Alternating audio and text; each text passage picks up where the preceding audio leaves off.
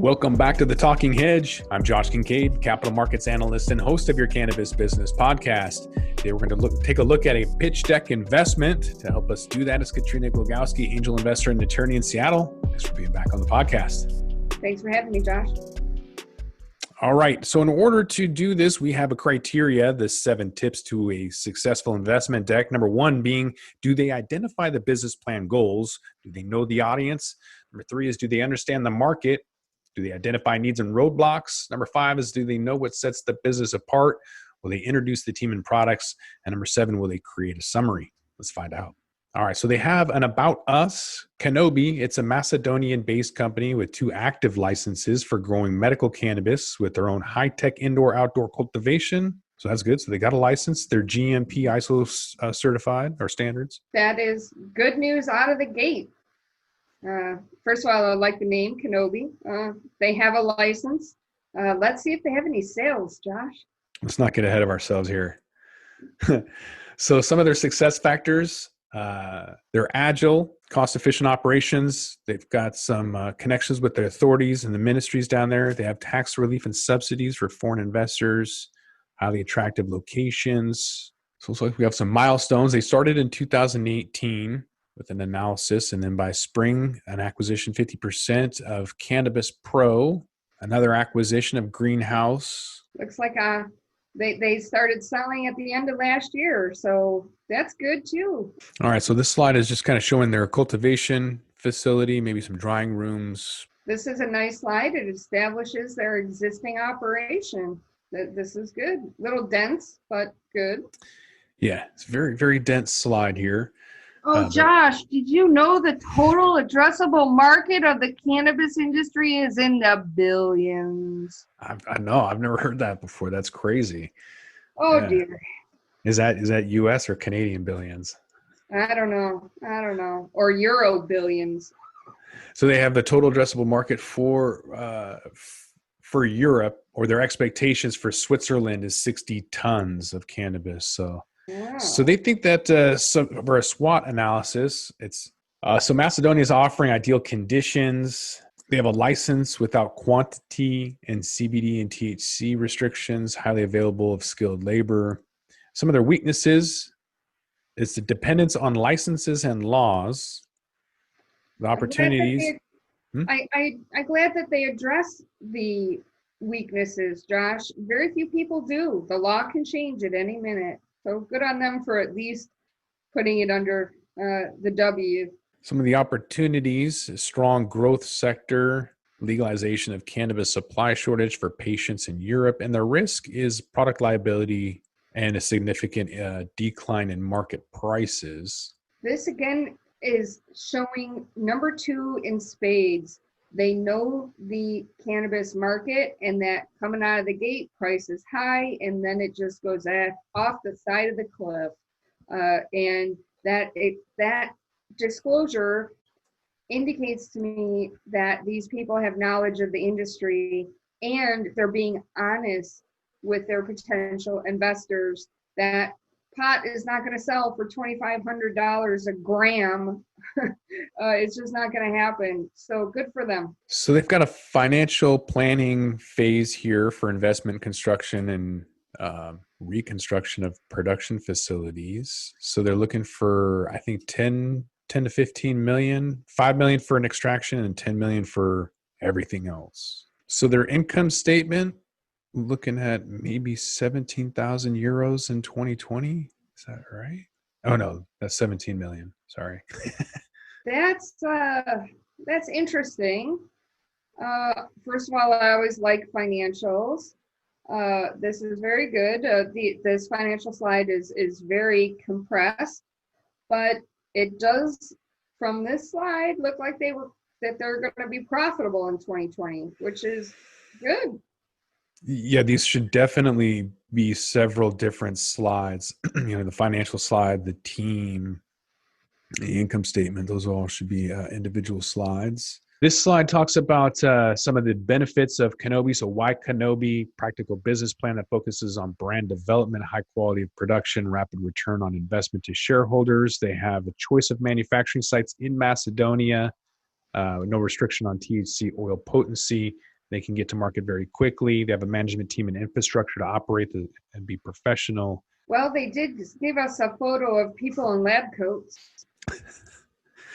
But this is a rare opportunity. I guess that could be the call to action.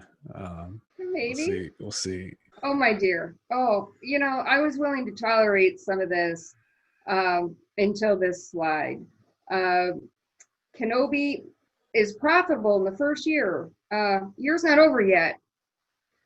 Return on investment in 1 to 2 years. Okay, that would be great if that's true, but there's not even asterisks there. Free cash return to shareholders. What? Why aren't you reinvesting it in the business? This is terrible. And then the summary right at the bottom: first harvest and first income done. That's the end of it. So 7 tips to a successful investment deck. Number 1, did they identify the business plan goals?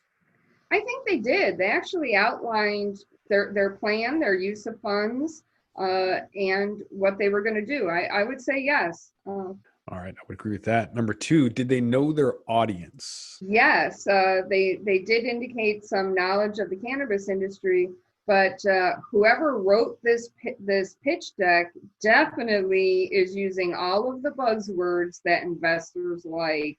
Can they back up those buzzwords is another question.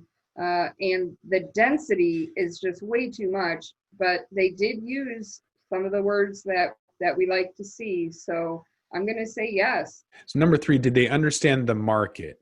On that very last slide, when they said ROI in 1 to 2 years and free cash return to shareholders, most investors don't want dividends and most aren't looking to have their cash returned that quickly.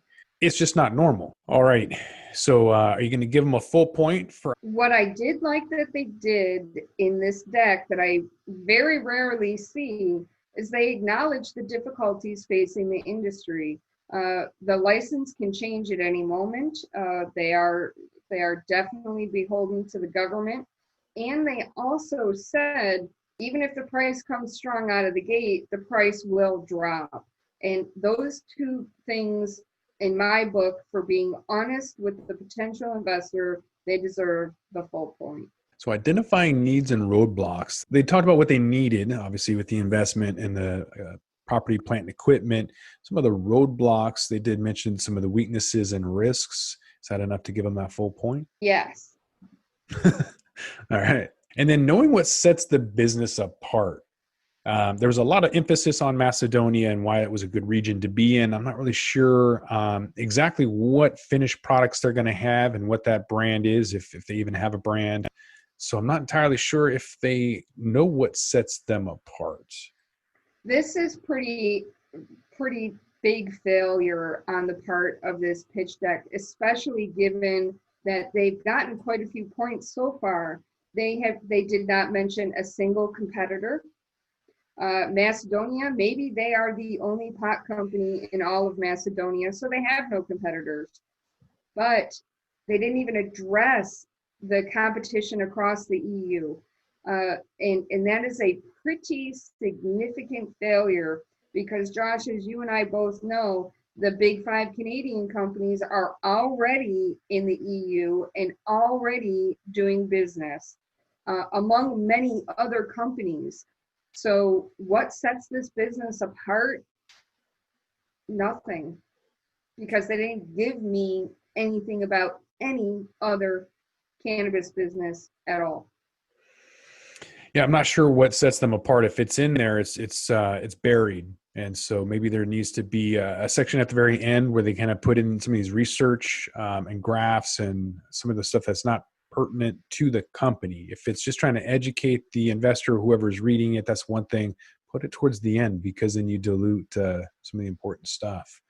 Yeah, get rid of that stupid TAM slide, please. Get rid of that, and then talk about the EU. Talk about Macedonia, where your company is actually located, and you would have gotten a point. Yeah, the total addressable market, I think, at this point is overstated. Introducing the team and products. Now, I know they introduced the team technically, but I don't know what the products are. I know that they want licenses, or they have licenses, but they want to improve their extraction equipment and improve yields and all of that.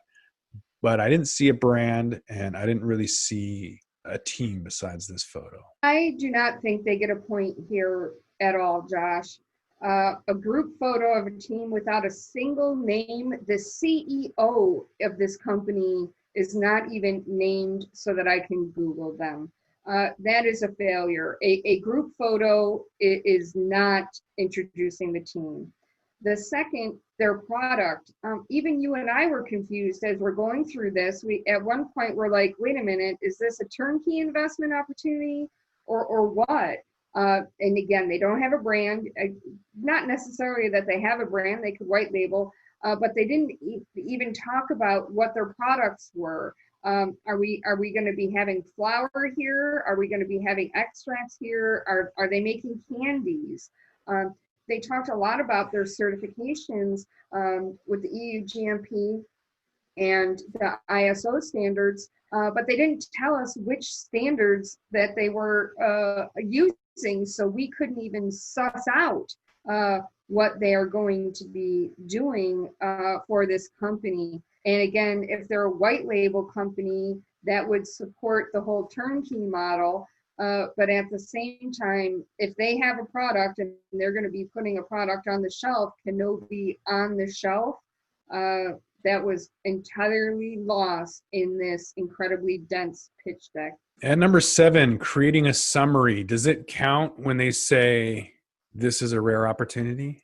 You know, if they ended on this particular slide, this is a rare opportunity, I might have given them a partial point, a quarter of a point, because they did have technically a call to action. But the final slide in their deck blows the summary out of the water. And they destroyed their entire pitch deck with that one last slide. You never, ever guarantee returns to an investor. You expose yourself to liability. And the way that they guaranteed was also just not viable. If there is a company that is profitable in the first year with all of these acquisitions and a $15 million spend on a facility and the materials that need to go into the facility, what are your sales that are going to make you profitable after such an expense? And it begs the question, if you have an $11 million profit, their slides that were in their pitch deck said that they expect an $11 million profit even after this growth. Why are you raising money? It's a problem. And no, they get 0 points for creating a summary because they lost all credibility with this slide. Yeah, and they didn't have an ask either. So, I mean, there was a couple like 5 and 10 million that they needed for some stuff, but I didn't really have any information about, in exchange for what. Yeah. So there wasn't really an ask, so I can't really give them that. So adding all of that up, I guess they got 4 out of 7. Well, there you go. All right. 4 out of 7. 4 out of 7 leads. That's not bad for an investment deck that needs some improvement. All right. So with that, we're going to roll this one up. I want to thank my guest, Katrina Glogowski, angel investor and attorney in Seattle. Thanks for being back on the podcast. Thanks, Josh. I'm Josh Kincaid. This is the Talking Hedge. Don't forget to like, share, and subscribe, or don't. And I'm out. Don't forget to smash that like button on your way out and check out these other videos that we've got.